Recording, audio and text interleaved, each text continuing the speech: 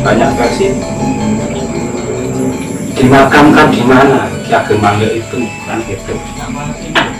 Ada yang menyebutkan Ki Ageng Mangir itu dimakamkan di Kota Gede. Ingkang sing sedo niku Ki Ageng Mangir kalih Panembahan Senopati nuli riyen Ki Ageng Mangir. Tembok niku dereng enten. Tembok niku sing bangun sampean dalem ping 11. Sampean dalem ingkang suwun Kanjeng Susunan Pakubono 11 niku. Setelah meninggal, yang membawa keluar jenazahnya Ki Ageng Mangir itu kaki Demang Tangkil. Tadi kita jalan berdua sampai ke makam Mojo Rico. Di situ ada cerita dari orang setempat situ, Simbah Sopo tadi kita tidak tanya namanya. Di situ ada makam Ki Ageng Mangir.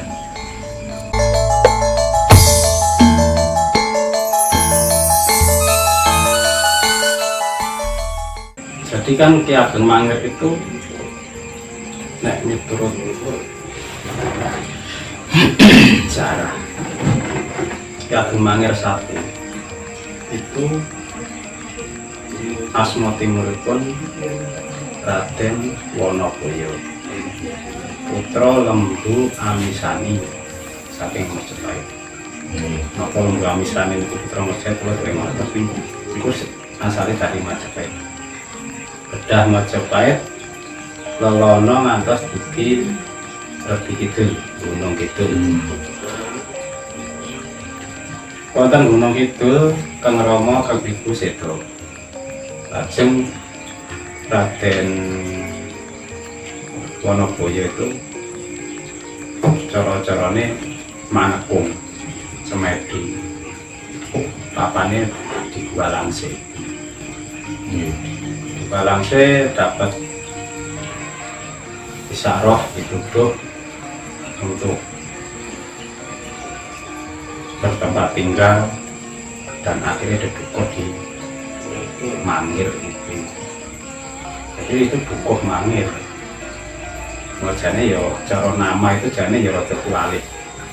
Jane Ki Ageng Wonoboyo ing Mangir jane kan gitu. Tapi ilate wong Jawa kaing cara-carane ya luwih patute kan Ki Ageng Mangir Wonoboyo kan.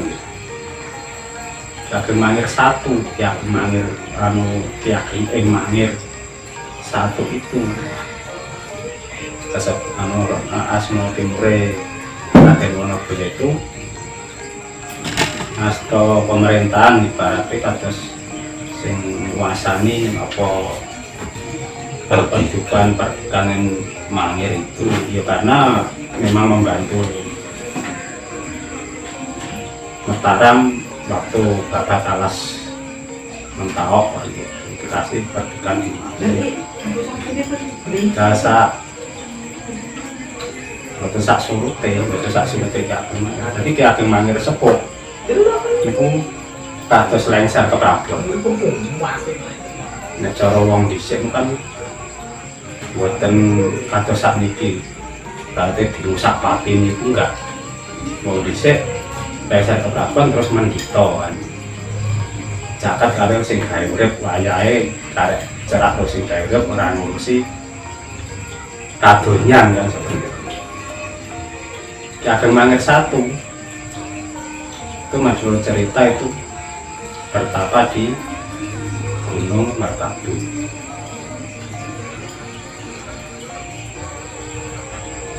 Lajeng ingkang dipun tilar sing gentosi Prabon Kang putra ugi kasebut Ki Ageng Mangir. Cara-caranipun itu Ki Ageng Mangir kedua. Lauk dalipun Ki Ageng Mangir dua itu mau punya hajat Ajeng mantu niku ya anak dari Ki Ageng Mangir dua itu tadi nanti jumeneng anu mboten jumeneng anu ngentosi keprabon Kang Rama kasebut Ki Ageng Mangir ketiga itu.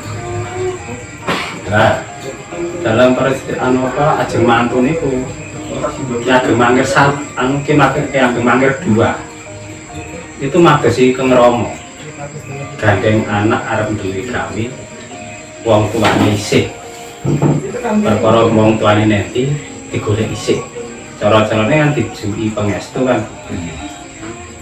akhirnya sampai beliau ketemu di Merbabu Ki Ageng Mangir 1 kondur karena Kang Putra punya hajat itu tadi.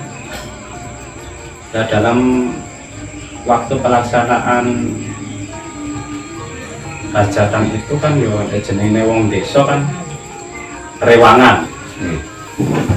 Cuma diceritakan dalam rewangan itu ada seorang gadis tersebut asmane Roro Jeglong itu jane mungkin ya asmane bukan Roro Jeglong itu anak Demang Jeglong. Berarti cara-caranya itu gadis dari Kademangan Jeglong mungkin disebut Roro Jeglong, Roro Jeglong kan.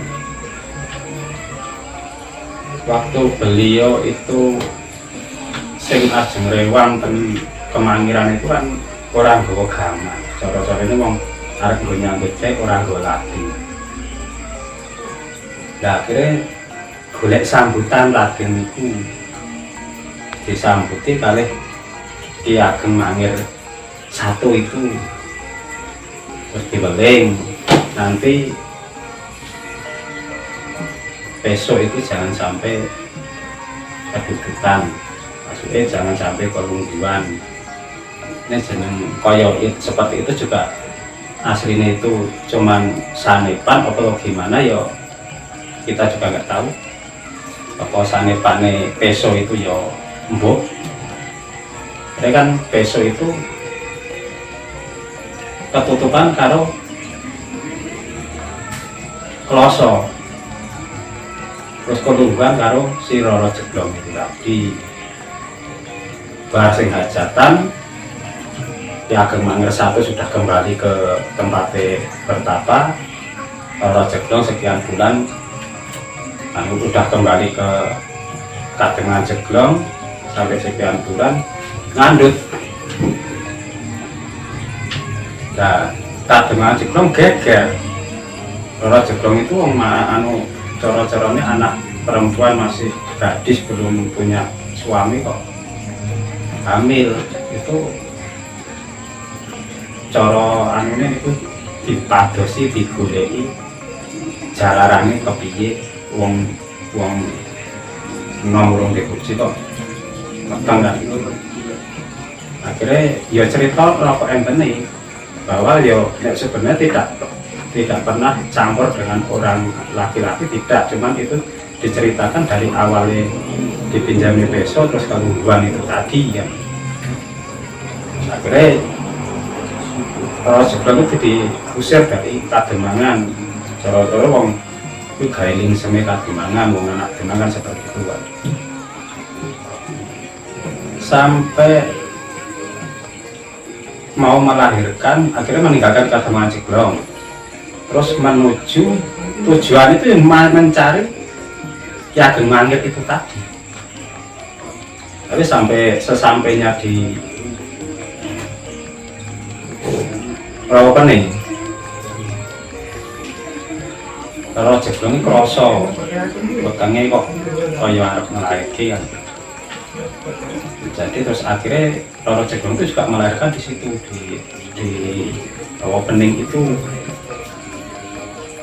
Perlu kahanan putrane kok sing dilahirke bukan berwujud manusia tapi berwujud ular semaput. Roro Jeglong itu nanti ngelahirke anaknya kok seperti itu semaput yang kan tokoh. Tapi ular itu juga tidak kemana-mana, tetap nunggoni ibunya sing semaput itu tadi. Begitu siuman sadar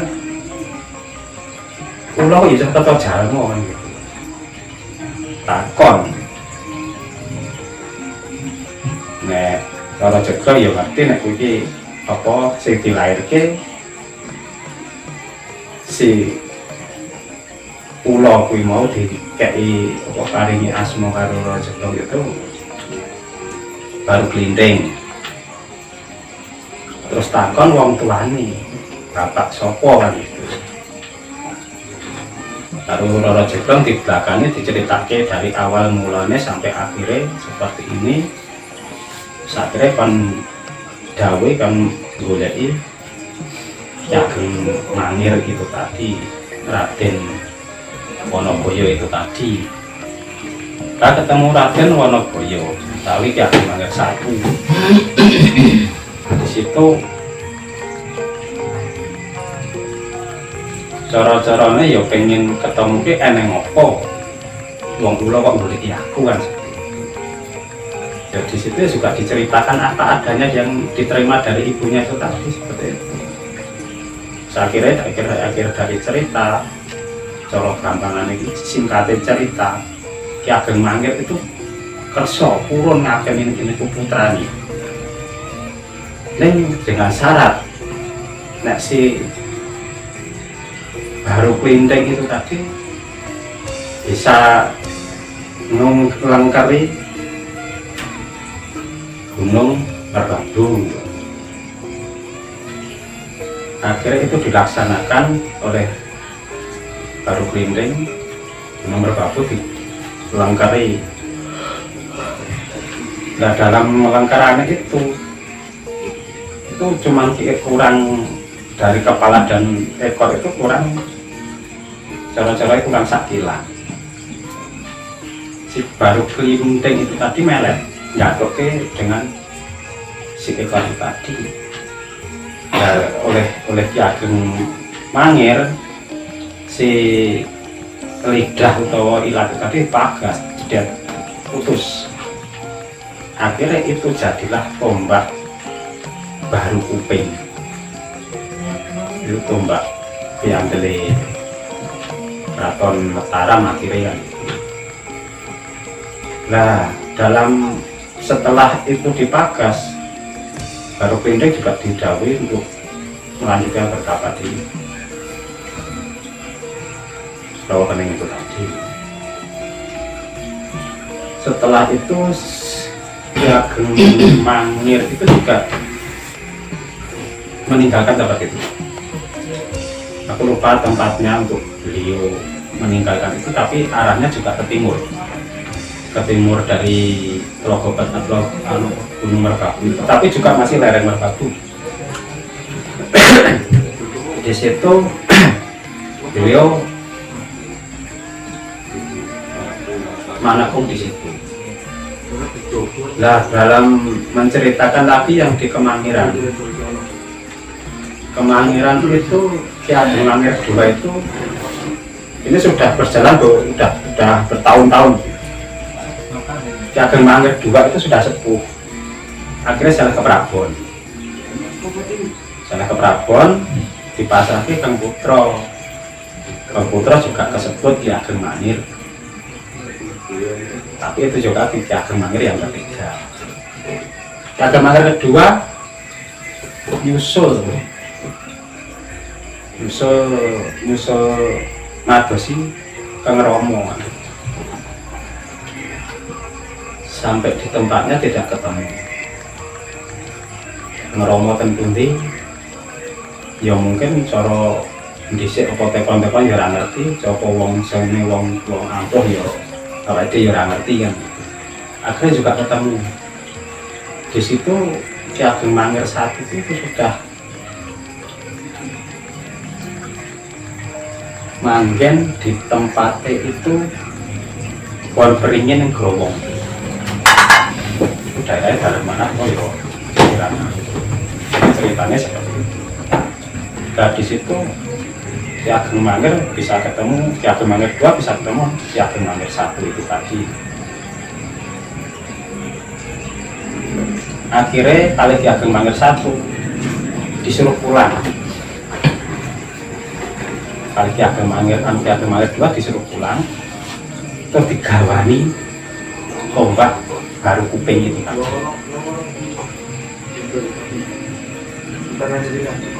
Tombak baru kuping itu masih cara-cara ini masih ligan, belum ada landiannya dan seperti apa cara-cara ini rongkone. Ada anu apa dengan anu oleh Ki Ageng Mangir itu diambilkan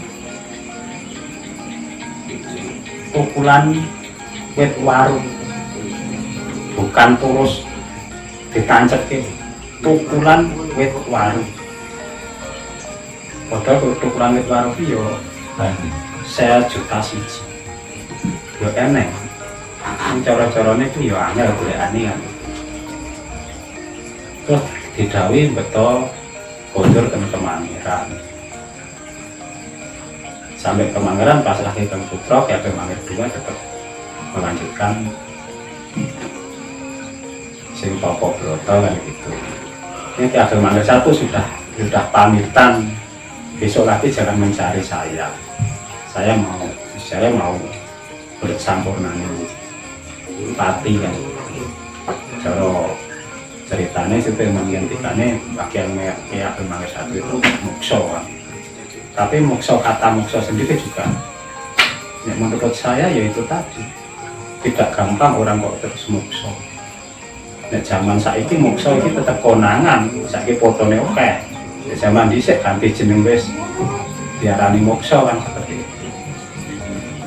Nah akhirnya karena apa saktine tombak baru kuping itu kan baru ojo nek mengkulite manungsa watu di taman yang baru kuping itu kan suwi watunya pecah kacau. Akhirnya dengan adanya tombak baru kuping itu tadi sing dienggo piandel Ki Ageng Mangir II, Ki Ageng Mangir II terus dipasrahke Ki Ageng Mangir III itu oleh Ki Ageng Mangir III dienggo balelo dengan Mataram kan karena punya sifat kandel tombak baru kuping itu tadi. Ya caranya itu sifat kandel sampai kepireng sinten Panembahan Senopati yang Ki Ageng Mangir dangu mboten sebo. Nek zaman itu kan tidak lama tidak sowan ya tetap dianggap merengkang. Sudah Ki Ageng Mangir III. Sudah Ki Ageng Mangir III. Jadi yang merengkang dengan Mataram, yang merengkang dan yang menjadi menantu Sinuwun Panembahan Senopati itu ya Ki Ageng Mangir yang ketiga. Tapi piye carane Sinuwun Panembahan Senopati arep nakluk Ki Mangir dikorbankan putrinya sendiri untuk menaklukkan Mangir kan ya karena cara-caranya waktu itu kan Mangir itu duri di dalam daging kan gitu. Nah, ibaratnya orang disingkirkan itu meruat-meruati Mataram. Terus singkat cerita diken sungkem yang gone Mara Sepuh. Ya singkat cerita Mangir anu tiga niku dados garwane Gusti Pambayun. Gusti Pambayun kan terus akhirnya dibloko nek bahwa beliau itu putra Panembahan Senopati. Ya kaget wong Panembahan Senopati ku mungsuh Panembahan Ki Ageng Mangir kok anake dadi bojone kan. Akhirnya direh-reh piye carane ya Ki Ageng Mangir sosokan Panembahan Senopati kan. Ya purun, akhirnya sowan menurut cerita kan Ki Ageng Mangir itu sowan. Ajeng sowan kepanggih Ki Mandaraga itu Sungkem kok nggawa gaman. Arab sungkem anu Mara Sepuh ya orang gawa gaman to nggih. Ditinggal wae kok nek kondur dipendhet. Tinggal dalam level iku rumah kerjaan Ki Mandaraga itu. Kan kalau sampai dalam itu Panembahan Senopati itu cerita terus di karena kan waktu bilang apa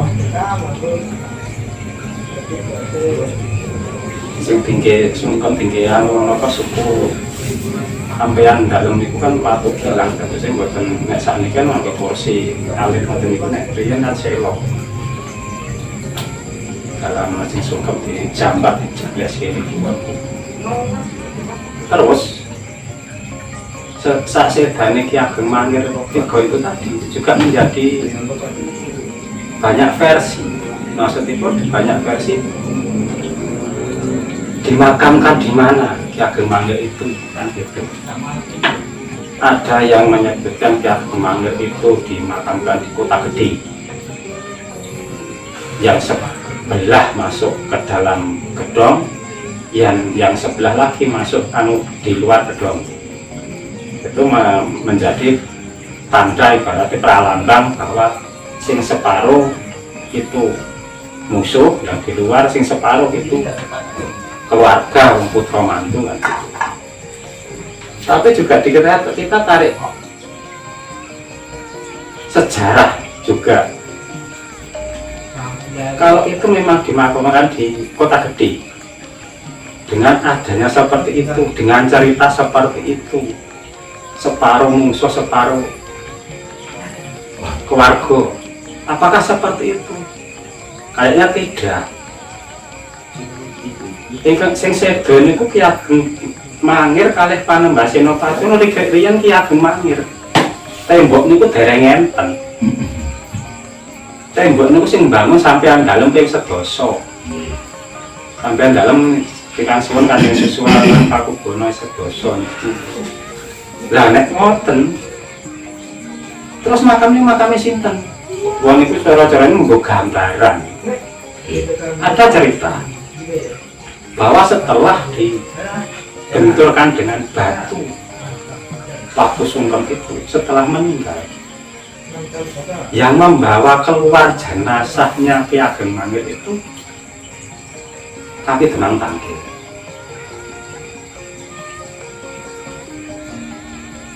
Dimakamkan oleh Kaki Demang Tangkil di Ngodian. Jadi tidak ke Kota Gede, di Ngodian. Terus sasedane Ki Ageng Mangir 3 itu Siring Kenggarwa di putri Panembahan Senopati Retno Pembayun itu juga beberapa versi. Terus diterima Ki Ageng Karanglo. Ki Ageng Karanglo itu ada 2. Mungkin itu Ki Ageng Karanglo 1 atau Ki Ageng dan 2, kita juga karena versinya yo macam-macam. 1 Ki Ageng Karanglo yang semarin di Sakwetan Kota Gede. Tadi Sakwetan lampu merah Kota Gede ngetan sithik nang masjid Mas. Itu di sini Ki Ageng Karanglo dan Retno Pembayun di situ. Tapi ada lagi. Retno Pembayun itu kiriman Ki Ageng Karanglo semarin di Taji Prambanan. Nah, jadi seperti itu kan jane bukan membingungkan. Ya awake dhewe ora ngerti. Mau dipakai yang mana wong nek pamane kita sowan ke Taji. Di situ pamane kan juru kunci yang mengendikan itu Ki Ageng Ki Ageng Karanglo dan Retno Pembayun. Di sana pun ya seperti itu, yang di Kota Gede itu.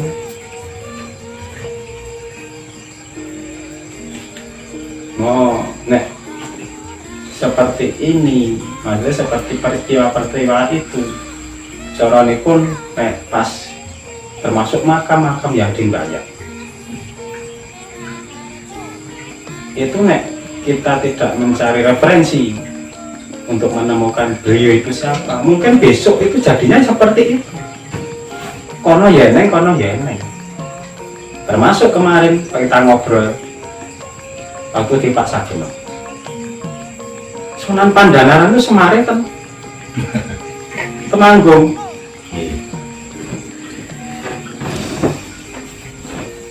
Ya memang iya, Temanggung itu ada. Tapi itu bukan Sunan Pandanaran. Itu Pangeran Tembayat. Pangeran Bayat.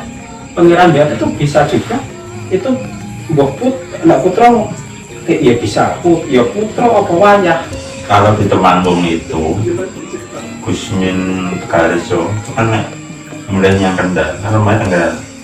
Itu Temanggung Walenglor itu mohon maaf ada kayak tikungan maut lah. Itu namanya desanya Biting. Ada makam tuanya. Ini mau pengalaman Gusmin nanti kalau mulai memang ada katanya jalan rada wingit lah itu, terus seandainya ada makam tua. Ini keceruk Biting. Ya mungkin baik butuhnya emang banyak. Iya. Banyak yang Biting biar mungkin bujurnya pernah. Nama Biting itu yang saya lacak di internet hanya 2. Di Ponorogo sama di sana. Selain itu belum nemu sih. Mungkin ya satu teman selama ini baru 2 itu. Dan Insewu. Tadi kita jenengan tentang ular, tuang mengeri itu. Mengapa mirip dengan dongengan masyarakat lokal di khususnya Malian dan Kaseban dan Jawa Wetan juga Bayat khususnya. nah khususnya Bayat bahwa ada ular yang jarene kalau ngubengi gunung Jawa. Dan di situ juga sanding di situ ada nama dalam peta geologi itu sekarang namanya Rawan Jombol tapi dulu namanya Telaga Kening. Mengapa ada penamaan dan kisah yang mirip? Penjenengan gimana Pak? Nah, itu juga bisa semua Mas. Maksudnya gini, dengan adanya peta lama bahwa Rawon Jombor itu juga disebut itu Rawa Kening. Ya. Terus ada cerita yang di Bayat itu yang didawi ngelengkari jabatan. Nek dulu masih kelihatan, jadi jalan sapu. Jabak itu punya jalan sapu. Jadi nek arep ngubungi jabatan lewat itu tidak masak opo-opo. Ada jalan memang itu jalan setapak tapi muter, mau melingkar. Itu nek di Bayat Joko Pekik. Itu wujudnya ya sawer. Ki Ageng purun ngageni nek niku putrani. Asal Joko Pekik niku saged nglagari jabatan. Ceritanya persis mirip dengan Ki Ageng Mangir tadi. Lah sedangkan yang di Joko Pekik itu nek petilasan Joko Pekik ada. Sakulone dadak tulis itu kita juga pernah ke sana, ada waktu kita gede banget itu Joko Pekik di situ. Apa di situ? Dulu kita ada makamnya Mas itu. Banyak makam-makam hilangnya. Iya. Jadi terus ada nisan-nisan mohon maaf terbengkalai. Terus kaitannya dengan Ki Ageng Mangir. Tadi kita jalan berdua sampai ke makam Mojo Merico. Di situ ada cerita dari orang setempat situ Simbah Sopo tadi kita tidak tanya namanya. Di situ ada makam Ki Ageng Mangir. Tapi nggak tahu titiknya. Tidak mau tahu titiknya. Lali. Tapi di situ makam tua ya tidak terlalu banyak ya kalau di Mojo Merico itu tadi. Cuman berapa titik itu makam tua. Nah dugaan saya bisa jadi memang itu Ki Ageng Mangir satu. Dan beliau Joko Pekik itu dia baru Plinting. Ya baru Plinting. Dugaan. Jadi memang dawe kan Simbah Ki Ageng Mangir itu meninggalkan Merbabu tapi pergi nih ke timur, mungkin juga ke ini Rawa Pening sini ini loh. Rawa Pening Jombor itu loh. Rawa Jombor itu dulunya Rawa Pening. Karena kalau baru Plinting itu disuruh melingkari itu kan ada kronologinya. Kronologinya adalah beliau dalam rangka ingin madosi Keng Romo dan ketemu dan persyaratannya itu kan itu. Tapi Joko Pekik ini kalau dihubungkan dengan Simbah Angganan Bayat untuk melingkari itu untuk diakoni anak itu tidak ada kronologi, tidak ada. Ya. Jangan Ada Sunan Pandanaran sebelum Sunan Pandanaran. Nah, Sunan Pandanaran sebelum Sunan Pandanaran kayaknya tidak ada. Ya, nah, setelahnya Sekarang ada. gini aja, Simbah Pandanaran dengan Ki Ageng Mangir I itu sejaman atau tidak? Sejaman. Kalau Kalau sejaman, kalau tidak sejaman cuma undi-undi. Karena apa? Ki Ageng Mangir I itu tetap sejaman dengan Ki Gede Mataram, Ki Gede Pamanahan, Ki Ageng Pamanahan. Sedangkan zaman Sugenge Simbah, Mbah Pandanaran dengan Kajoran,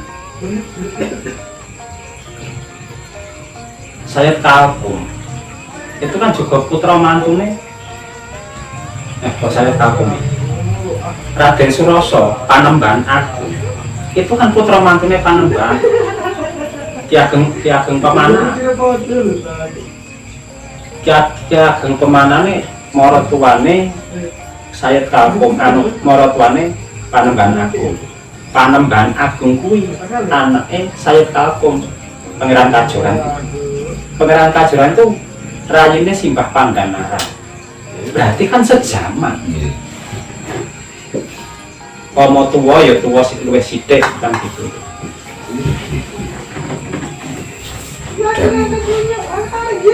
dan karena Baru Blindeng itu memang awalnya itu perjalanan di dalam kandungan itu memang dari Merbabu. Itu memang cerita di versi Merbabu itu ya mencari ayahandanya yang namanya.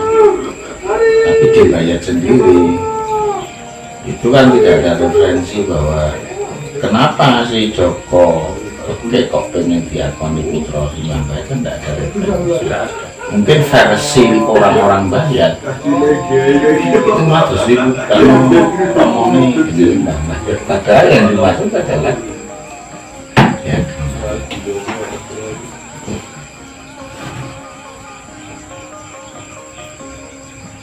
dan sangat masuk akal ketika misalnya Ki Ageng Mangir itu memang mesandra atau apa jenenge Manekonten Bayat, ketika sudah ketemu ya bukan kok terus disuruh melingkari Bali ke Merbabu, kan melingkari bumi ada di sekitarnya.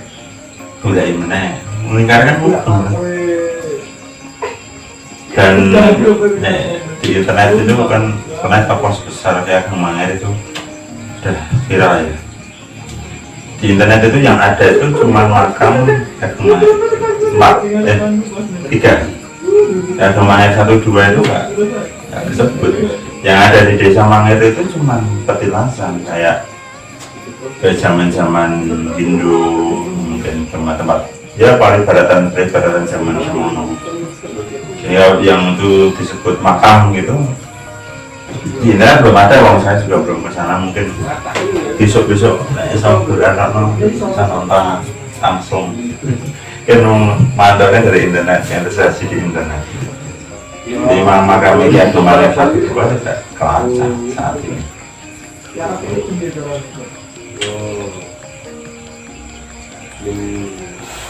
Berarti nek tadi apakah ada